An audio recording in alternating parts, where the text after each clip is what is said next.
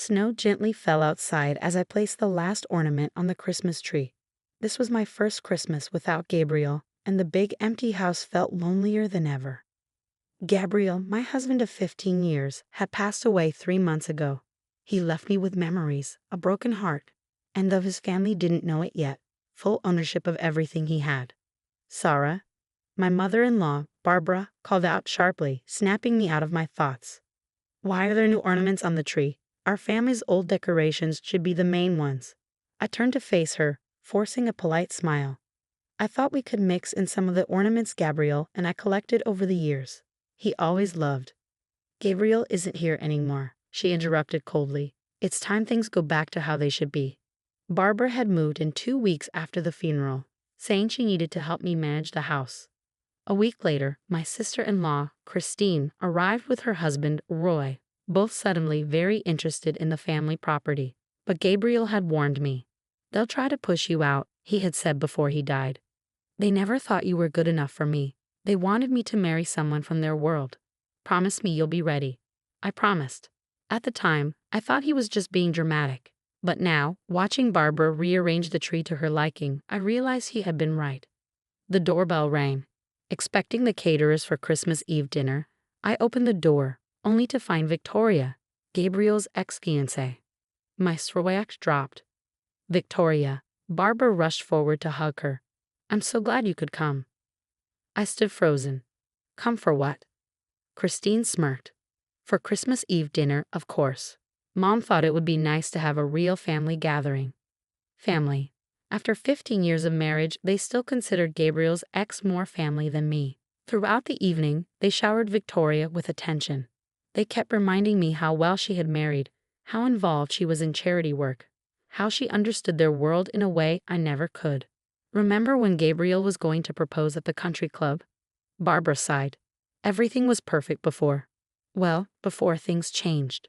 Before he met me, I excused myself to the kitchen, needing space. But their voices carried from the dining room. Poor Gabriel, Victoria said with fake sympathy, trapped in a marriage beneath him. At least now, he's at peace. The house feels wrong with her here, Christine added. All these cheap decorations, these middle-class touches. Mother, we have to do something. Already taken care of, Barbara replied. The lawyers say that without a clear will, the property returns to the family. She'll be out by New Year's. I smiled to myself. Gabriel had known they would do this. Let them think they've won, he had advised me. Let them show their true colors. Then, when the time is right. The next day, Christmas Eve, was bright and cold. Barbara bossed the staff around, while Christine and Victoria went through old photo albums, loudly reminiscing about Gabriel's life before me. More guests arrived, people who had always doubted I belonged in their world. As the party got underway, Barbara tapped her glass for attention. Friends, family, she said, this year has been difficult for all of us. Losing Gabriel has left a void that can never be filled. But tonight we start healing. We restore things to the way they should be. My heart pounded. This was it. Sarah, she turned to me with a sharp smile. You've been patient these past months, but it's time to be honest. This house, this legacy, belongs to the Carter family. You understand that you can't stay here. The room went silent. Everyone watched me, some with pity, most with satisfaction. Christine stepped forward, handing me an envelope. We've arranged a modest apartment in town. Given your background, it should be more than enough. I took the envelope without opening it. You want me to leave tonight? Barbara nodded. We've already packed your things.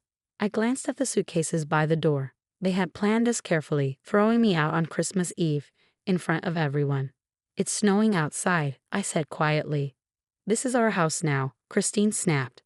You never belonged here anyway. Victoria placed a comforting hand on Barbara's shoulder. It's for the best. Gabriel would have wanted the house to stay in the proper family. I looked around the room. I looked at the Christmas tree, one Gabriel and I had decorated together every year. At the photos they had already started taking down. At the life we had built, the life they wanted to erase. Very well, I said calmly, picking up my coat. I'll go.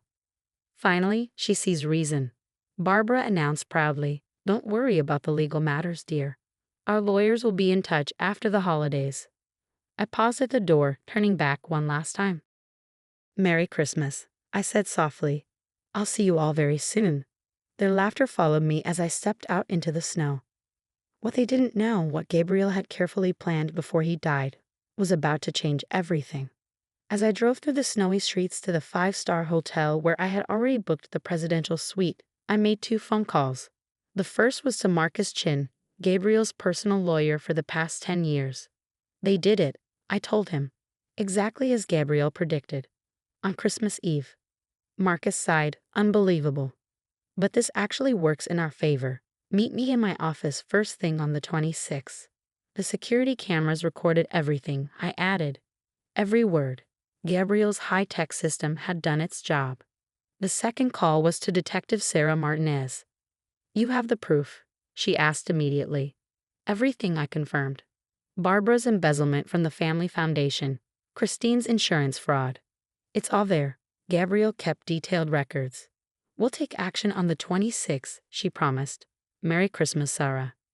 As I pulled into the hotel's heated garage, a valet hurried forward to collect my real bags. The ones packed with things that actually mattered, not the suitcases Barbara and Christine had so kindly packed for me. In my suite, I opened my laptop to review the final steps of Gabriel's plan. He had spent his last months preparing for this moment. He had documented every shady transaction, every secret his family had kept hidden. They'll think they've won, he had told me. That's when they'll let their guard down. They'll celebrate by accessing the foundation's accounts, thinking it's all theirs again. I smiled, remembering how determined he had been, even in his final days. His family had tried to erase me from his life, just like they had tried to stop our marriage years ago. But what they didn't know was that Gabriel had secretly transferred everything to me long before he passed away. The house, the businesses, the family foundation, everything. Legally mine, and all the paperwork was in place. Gabriel had left me something else, proof of years of financial wrongdoing by his so-called beloved family. Barbara had been stealing money from the family's charity, Christine had been running insurance scams, and Gabriel had gathered all the evidence, carefully saved and ready to be used when the time was right. My phone buzzed with messages from their celebration. Finally got rid of the gold digger. The house can go back to its former glory. Gabriel would be so happy things are back to normal. I took screenshots and added them to the evidence file. Let them celebrate. In 1 week, their world would fall apart. As snow fell outside my luxury suite, I raised a glass of Gabriel's favorite wine. Merry Christmas, my love, I whispered. The show was about to begin. The week between Christmas and New Year's passed in a blur. While Barbara and the others enjoyed their so-called victory, I worked with Marcus, setting everything in motion. On December 26, 2 things happened at the same time. First, Marcus officially filed my ownership documents, backed by the security footage of their cruel Christmas Eve stunt. Second, Detective Martinez froze the foundation's accounts, right as Barbara tried to transfer a large bonus to herself. On December 30th, my phone rang. It was Christine. There must be some mistake, she said, her usual arrogance gone. The foundation's accounts are frozen. Mother can't access anything. No mistake, I said, just karma. What did you do? She demanded. Me? Nothing. Your mother's creative accounting finally caught up with her. And Christine, those insurance claims you filed? Investigators are very interested in those. She hung up. Moments later, Barbara called. You spiteful little witch, she hissed. How dare you interfere with the foundation? Do you even know who we are? I know exactly who you are, I replied. Gabriel knew too. That's why he spent his last months collecting proof. Silence. Then. What do you want? Want? Nothing. I already have everything. The house, the foundation, the businesses. Gabriel transferred them all to me months ago. Legally, permanently. I heard her breath catch. You're lying. Check with your lawyers, I said, though they might be a little busy. Fraud investigations take up so much time. The next morning, I walked into my mansion with Marcus and a security team.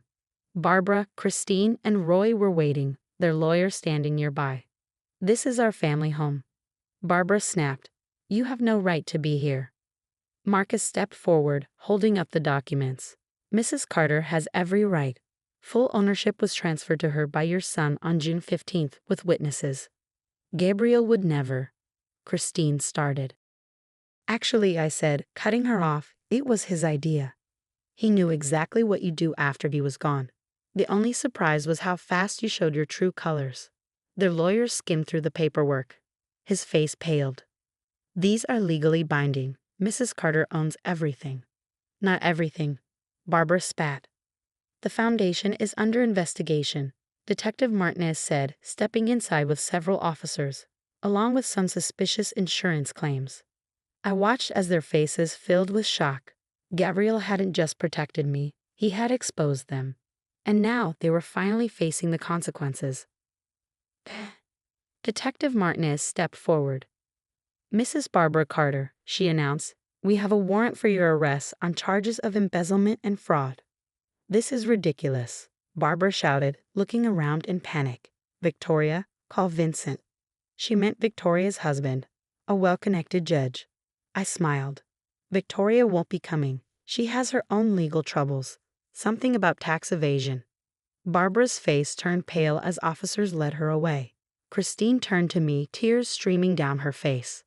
Please, she begged. You can't do this. We'll lose everything. Like you tried to ruin me? I asked calmly, throwing me out into the snow on Christmas Eve, packing my bags with old clothes.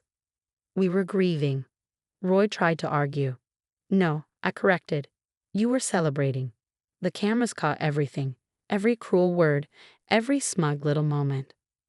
Over the next few hours, they packed their real belongings, under supervision, of course. The once proud Carter family now reduced to loading suitcases into rental cars. At the door, Barbara turned back. He was my son, she said, her voice breaking. Yes, I agreed. And he spent his final months making sure you couldn't hurt me the way you hurt him. After they left, I walked through the house, my house, remembering Gabriel's words. Let them think they've won at first, then show them exactly why I fell in love with you. Your strength, your intelligence, your ability to rise above their cruelty. In the months that followed, everything changed. Barbara and Christine faced legal consequences. Their high society friends abandoned them. Meanwhile, under my leadership, the Family Foundation finally started helping people instead of funding vanity projects. Without Barbara draining money, the business thrived. 1 year later, I hosted a Christmas party in the mansion, this time, with people who truly mattered.